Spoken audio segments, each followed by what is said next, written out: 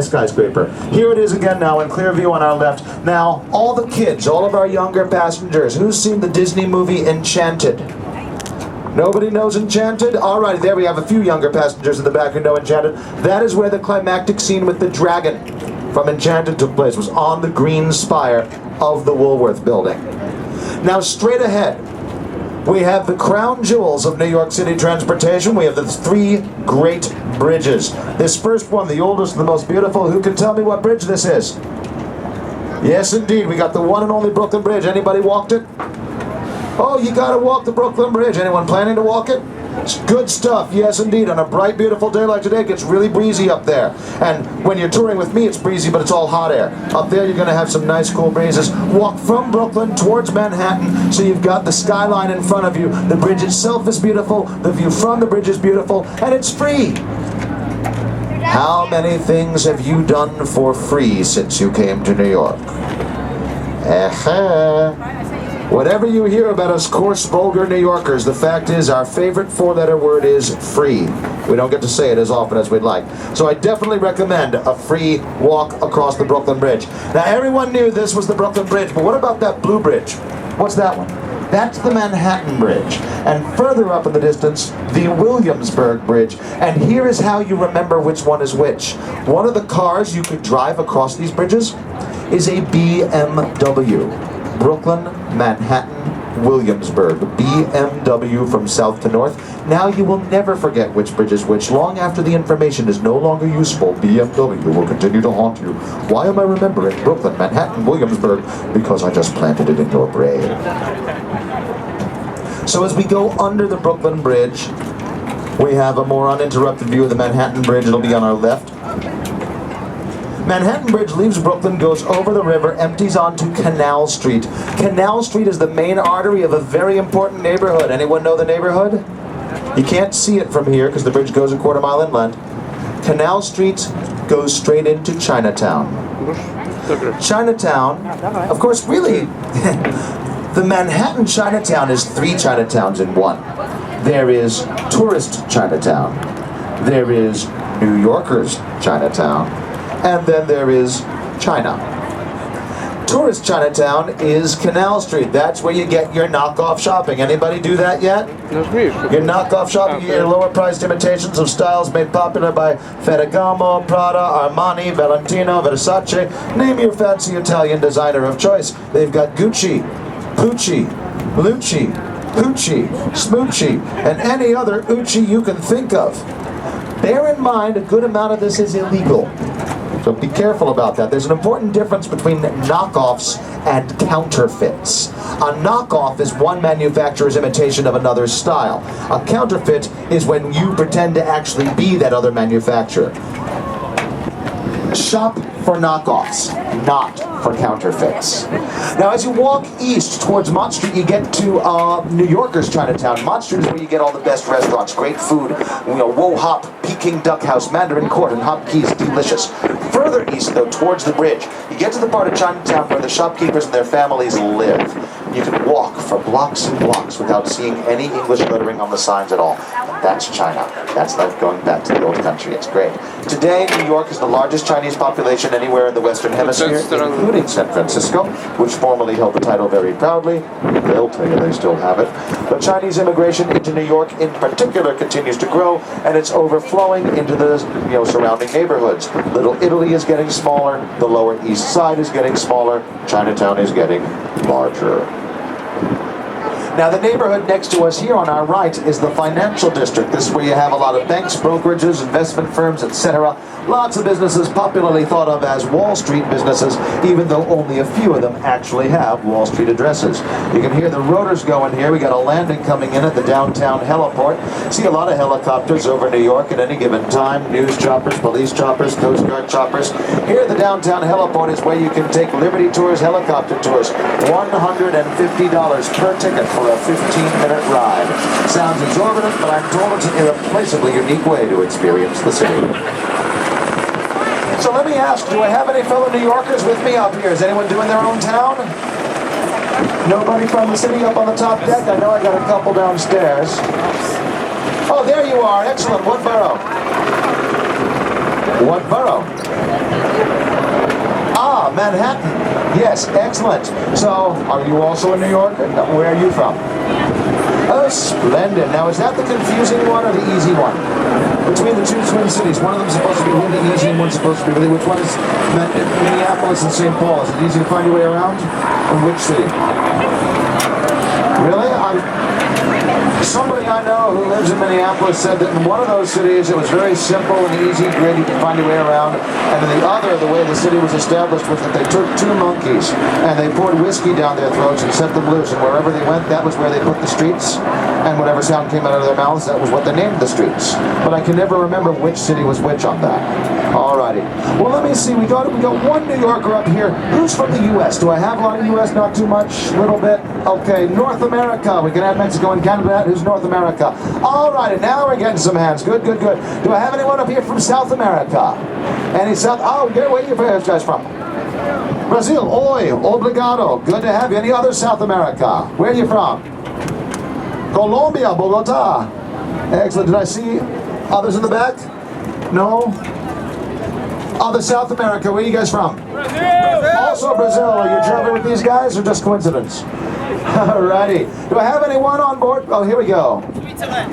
That's in South America. Yes, indeed. Excellent. Switzerland just emigrated to South America. Alrighty. Do I have anyone from Europe? Now we get to where are you guys from? From Sweden. Excellent. I love Sweden. Anyone here ever been to Sweden? Sweden was voted the happiest country in the world. Did you guys know that? You guys are voted the happiest country in the world. Sweden, yes. The country that produced Ingmar Bergman and Stieg Larsson is the happiest country in the world. It's a wonderful thing. Who else is from Europe? Got other... Excellent. Where are you guys from? From Italy.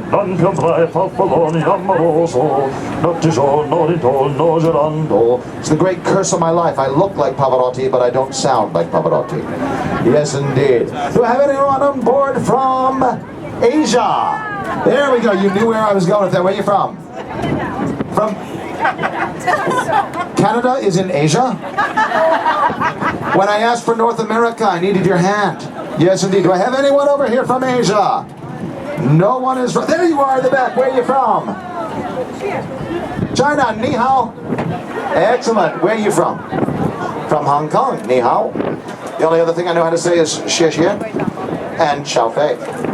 Very important. Very important. No xiao fei? Oh, okay. No, but do I have anyone on board from Australia? There, you were afraid I was going to forget you. You're not from Australia? Oh, he wanted you to put your hand down. I don't know why. Do I have anyone on board from Africa? There we are. Where are you from? Egypt. Excellent. How about in the back? Say again?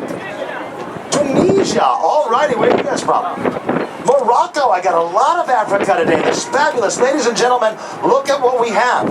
We have North America, South America, Europe, Australia, Asia, and Africa, 6 continents on one boat that seats 600 people and is half full. Ladies and gentlemen, this is New York. This boat is New York City in small. You name it, you will find it here. The language, the religion, the cuisine, the music, the culture. You want to see the world? Come to New York City. The world is here, and every one of you is part of that. Whether you are here to live or here for the weekend, you contribute to the beat and the pace of New York City. And for that, I thank you very much. Now, as we're getting to know each other, we have come out of the East River, and we are now in the Upper Bay of New York. This is where the final shot of the American Revolution was fired. Remember, throughout the Revolution, New York was an English stronghold. The Americans never took New York in battle. Fast forward to 1783, war's over. Revolution's done. English troops still here. Until Evacuation Day. November 25th, 1783. The final English troops are getting on their ships. They're here at the southern tip of Manhattan on our right. They're getting on their ships and sailing out through the bay to go home. All the brand new Americans are shaking their fists at the retreating English, and they're also probably throwing some other interesting gestures their way as well. One English captain took umbrage and fired a cannon shot towards the Americans. Fortunately, He was a terrible marksman. He didn't hit anything. But that is acknowledged as the final shot of the American Revolution. And that is right here where we are sailing right now. Now, in a minute here, we're going to leave the Upper Bay and we are going to head up the west side. So anything I tell you from now on will be a west side story. We are coming up into the Hudson River. Hudson River is named after Captain Henry Hudson, the English explorer, who was hired by the Dutch to find a northwest passage to China. He did not find it. Instead, he found New York. After sailing up the river that now bears his name, Captain Henry Hudson first set foot on Manhattan Island on September 11th, 1609. September 11th, 2009 was our 400th birthday, New York City's quadricentennial. I'm proud to say New Yorkers came out in force and celebrated our quadricentennial. We had a Dutch Arts Festival on Governor's Island. We had a Dutch Market Village at the Bowling Green. The Museum of the City of New York did a retrospective on the history of Hudson's journey. We even had a replica of his ship, the Half Moon, sailing back up this river. For 1 year, we took the date back, which of course is what the people we had lost 8 years earlier would have wanted us to do. Now, taking the date back does not mean that we forget or that we would ever forget the more tragic associations that the date of September 11th has more recently acquired. Sorry, I just photobombed one of my guests here. I didn't mean to do that. There are good photobombs and there are bad photobombs. Anytime you do a photobomb, make it a good one, okay? Sorry about that. Anyway, we are now approaching the World Trade Center site. Up ahead of us on the right, looming out over everything, with the crane up top and the little spire.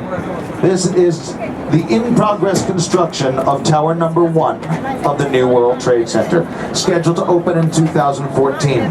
You will notice I do not refer to the World Trade Center site as Ground Zero. There is a reason for this. Ground Zero is a term coined for the atom bomb, the site of detonation, a place of great destruction. Today, this is a place of great construction. It used to be Ground Zero. It was certainly Ground Zero on 9/11, but the cleanup was finished ahead of schedule and under budget, and we are moving forward. So when you go home and your friends say, "Oh, you went to New York, did you see the Empire State Building, did you see the Brooklyn Bridge, did you see Ground Zero?" You can tell them yes, yes, no. Because there is no longer a Ground Zero in New York. It is, was, and will be again the World Trade Center site. More directly to the right, also under construction, is Tower Number 4. Remember, there was more to the World Trade Center than the Twin Towers. Who can tell me how many buildings in total made up the World Trade Center? Oh, so close. There we go. Yes, indeed. 7 buildings in total. The Twin Towers plus 5 others. All 7 went down on 9/11. Now, where your close guess comes into play is that the new World Trade Center will feature 8 buildings, though only Tower Number 1, with the recent completion of its spire, is taller than the Twin Towers have been. The new Tower Number 1 of the World Trade Center is 1,776 feet. That is 1776 in honor of the Declaration of Independence and the birth of the U.S. Not a coincidence, I assure you. This, when it opens, will be the tallest building in North America. It will not be the tallest in the world. Who can tell me the tallest building in the world today? It's in Dubai, yes indeed. Who knows the name of the building? There we go, that's what I was looking for. Yes indeed, the Burj Khalifa in Dubai. Completed in 2009, upwards of 2,700 feet. The Burj Khalifa is more than twice the height of the Empire State Building. Speaking of the Empire State Building, we have a lovely view of it up ahead of us in the distance, just a little bit to the right, looming out over its neighborhood, 102 stories high, plus its antenna, 1,250 feet, tallest building in the world for 42 years, from 1931 to 1973. Today, it is number 17 on the list of tallest buildings in the world.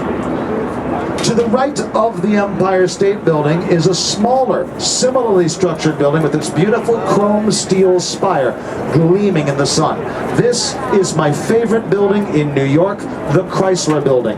Tallest building in the world for a little bit less than a year before the completion